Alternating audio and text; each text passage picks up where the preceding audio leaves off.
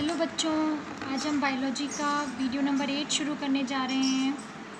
पंच जगत प्रणाली अपन ने पढ़ी थी। पंच जगत प्रणाली में जीवों को 5 जगतों में बांटा था। मोनेरा जगत, प्रोटिस्टा जगत, फंजाई, प्लांटी और एनिमेलिया। ठीक है, मोनेरा जगत का डिस्कशन हमने लास्ट वीडियो के अंदर कर लिया था। आज के वीडियो के अंदर हम प्रोटिस्टा जगत के बारे में पढ़ने वाले हैं। प्रोटिस्टा जगत जो है उसके अंतर्गत हम क्राइसोफाइटा, डाइनोफ्लैजिलेटा, यूग्लिनॉइड, अवपंक कवक और प्रोटोजोआ, इन 5 समूह के अंदर जो है प्रोटिस्टा जगत को बांटा गया है। प्रोटिस्टा जगत जो है वो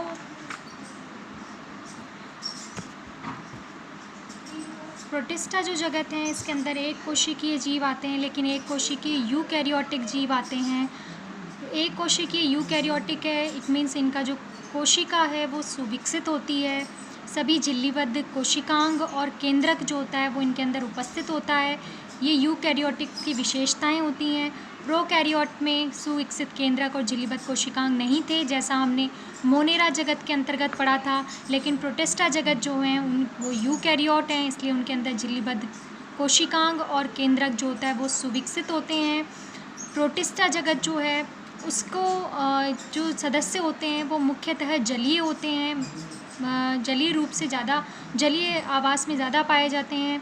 इनके अंदर गमन करने के लिए विशेष गमनांग भी पाए जाते हैं, जैसे पक्षमाभ है, कशाभ है, इस तरीके से गमनांग इनके अंदर पाए जाते हैं। इसके अलावा इनके अंदर जनन की प्रक्रिया जो होती है वो अलैंगिक और लैंगिक दोनों प्रकार से होती है। हालांकि लैंगिक जनन सरलतम प्रकार का होता है, लेकिन दोनों प्रकार का जनन इनमें देखने को मिलता है, अलैंगिक जनन भी और लैंगिक जनन भी। प्रोटिस्टा जगत को जैसा मैं आपको बता चुकी हूँ कि 5 समूह में बांटा गया है। कौन कौन से? सबसे पहले क्राइसोफाइटा, उसके बाद डाइनोफ्लैजिलेटा, उसके बाद यूग्लिनॉइड, फिर अवपंक कवक और उसके बाद प्रोटोजोआ। तो हम यहाँ पर इसके सबसे पहले क्राइसोफाइटा को शुरू करते हैं।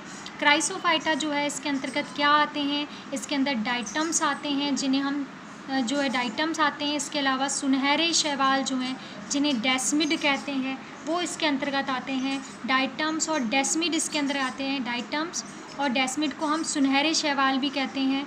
स्वच्छ जल के साथ साथ ये समुद्री पर्यावरण में पाए जाते हैं। हम बता चुके हैं आपको कि ये जो जीव हैं ये ज़्यादातर जलीय वातावरण में रहते हैं, इसलिए समुद्री जल और स्वच्छ जल दोनों में पाए जाते हैं।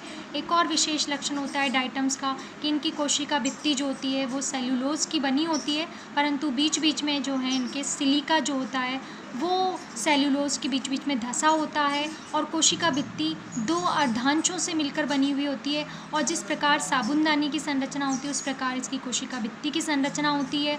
कोशिका भित्ति में सिलिका होने के कारण कोशिका भित्ति बहुत कठोर होती है, और कठोर होने के कारण जीव की जब मृत्यु हो जाती है तो कोशिका भित्ति जो होती है वो नष्ट नहीं होती है, वो वहीं जो है तल के अंदर, समुद्र के तल के अंदर एकत्रित हो जाती है और वो डाइटमी मृदा कहलाती है। वापस से बताती हूँ मैं एक बार फिर से आपको कि क्राइसोफाइटा के अंतर्गत क्या आते हैं? डाइटम्स आते हैं और सुनहरे शैवाल जिन्हें हम डेस्मिड्स कहते हैं वो आते हैं, जो कि स्वच्छ जल के साथ साथ समुद्री जल में भी पाए जाते हैं। डाइटम्स की जो कोशिका भित्ति होती है वो सेल्यूलोज की बनी होती है तथा बीच बीच में सिलिका धसा होता है। इस कारण इसकी कोशिका भित्ति बहुत दृढ़ हो जाती है, कठोर हो जाती है, और ये 2 अर्धांशों से मिलकर बनी होती है, और साबुनदानी की तरह जो है वो इसकी संरचना होती है, व्यवस्थित होती है। साबुनदानी के समय जब जीव की मृत्यु हो जाती है तो दृढ़ कोशिका भित्ति जो है वो नष्ट नहीं होती है, समुद्र के तल में एकत्रित हो जाती है। एक और विशेष लक्षण कि जो ये डाइटम और डेस्मिड्स होते हैं ये समुद्र के सबसे बड़े उत्पादक होते हैं। सबसे ज़्यादा जो प्रकाश संश्लेषण करके भोजन बनाने की क्षमता जो होती है वो इनकी होती है, तो सबसे बड़े उत्पादक होते हैं। डाइटमी मृदा जैसा कि पता है कि बहुत कठोर होने के कारण इसका प्रयोग ये बहुत उपयोगी होती हैं। किस किस के उपयोग में इनका उपयोग किया जाता है? पॉलिश करने के लिए इनका उपयोग करते हैं, तेल और सिरपों के निस्यंदन में भी इनका प्रयोग किया जाता है।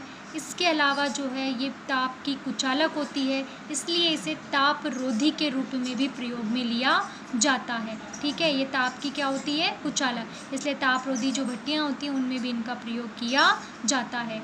दूसरा जो है वो है डाइनोफ्लैजिलेटा। नाम से ही पता चल रहा है, डाई मतलब दो, फ्लैजिलेटा मतलब होते हैं कशाब। ठीक है, तो इनके अंदर कितने फ्लैजिला होते हैं, 2 फ्लैजिला वाले प्रोटिस्ट हैं ये। कितने फ्लैजिला वाले, 2 फ्लैजिला, फ्लैजिला मतलब कशाब वाले।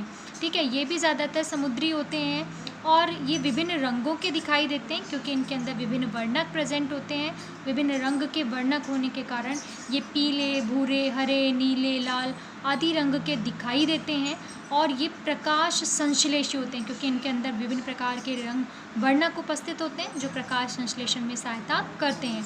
कोशिका भित्ति जो होती है इनकी, वो प्लेट्स के रूप में विभाजित होती है और वो सेल्यूलोज की ही बनी होती है और वो कवच की तरह जो है दिखाई देती है। कोशिका भित्ति जो होती है वो प्लेट की तरह में विभाजित होती है, प्लेट्स में विभाजित होने का कवचयुक्त दिखाई देती है। इनमें 2 फ्लैजिला होते हैं, एक अनुप्रस्थ फ्लैजिला होता है, दूसरा अनुदैर्घ्य फ्लैजिला होता है। इस प्रकार 2 फ्लैजिला होते हैं इनके अंदर।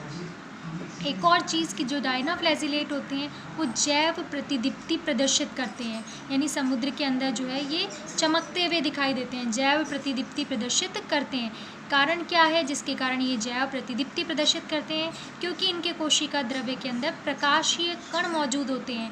इसके कारण ये क्या प्रदर्शित करते हैं, जैव प्रतिदीप्ति प्रदर्शित करते हैं। गोनिया लैक्स जो कि इसका एक उदाहरण है, ये बहुत तेज़ी से गणन करते हैं समुद्र में और समुद्र की पूरी सतह पर फैल जाते हैं, जिसके कारण समुद्र का पानी पूरा लाल लाल दिखाई देने लगता है क्योंकि इनमें लाल वर्णक पाए जाते हैं।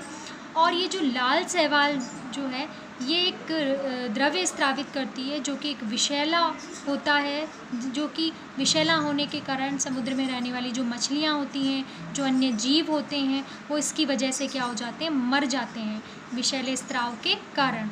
इन्हें अग्नि शैवाल भी कहते हैं क्योंकि रात में ये ऐसा लगता है जैसे कोई लालटेन सी जल रही हो समुद्र के अंदर, तो जलती हुई प्रदीप्ति के तरह जो है ये जलती हुई लालटेन की तरह दिखाई देते हैं, इसलिए हम इन्हें अग्नि शैवाल भी कहते हैं। ऐसा लगता है समुद्र में जैसे कोई आग सी लग रही हो, ठीक है, क्योंकि ये जैव प्रतिदीप्ति उत्पन्न करते हैं।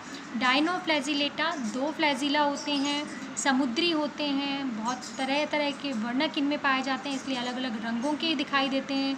प्रकाश संश्लेषी होते हैं। इनकी जो कोशिका भित्ति होती है वो प्लेट्स के रूप में होती है, सेलुलोज की बनी हुई, और कवच के समान दिखाई देती है। इनमें 2 फ्लैजिला होता है, एक अनुप्रस्थ और एक अनुदैर्घ्य, और विशिष्ट लक्षण है ये जैव प्रतिदीप्ति प्रदर्शित करते हैं क्योंकि प्रकाशीय कण इनके कोशिका द्रव्य में उपस्थित होते हैं। एक एग्जाम्पल दे रखा है गोनिया लैक्स जो कि रेड कलर का होता है, बहुत तेज़ी से समुद्र में गुणन करता है, पूरी सतह को कवर कर लेता है समुद्र की, और समुद्र के अंदर जो उपस्थित जीव होते हैं, मछलियाँ होते हैं, वो इनके द्वारा स्रावित जीव विष के कारण मर जाती हैं और समुद्र में ये रात्रि में आग जलती हुई लालटेन जैसी दिखाई देती है क्योंकि अग्नि शैवाल इसलिए हम इन्हें कहते हैं जैव प्रतिदीप्ति के कारण। इसके बाद जो है आज की वीडियो के अंदर हम इन 2 ही समूहों के बारे में अध्ययन करेंगे। आप ध्यानपूर्वक पढ़िए, वीडियो को दोबारा से देखिए, अच्छे से समझने की कोशिश कीजिए। मैंने आज 2 ही इसलिए बताया ताकि आपको ये दोनों अच्छे से समझ में आए। बाकी 3 के बारे में हम अगले वीडियो के अंदर डिस्कस करेंगे।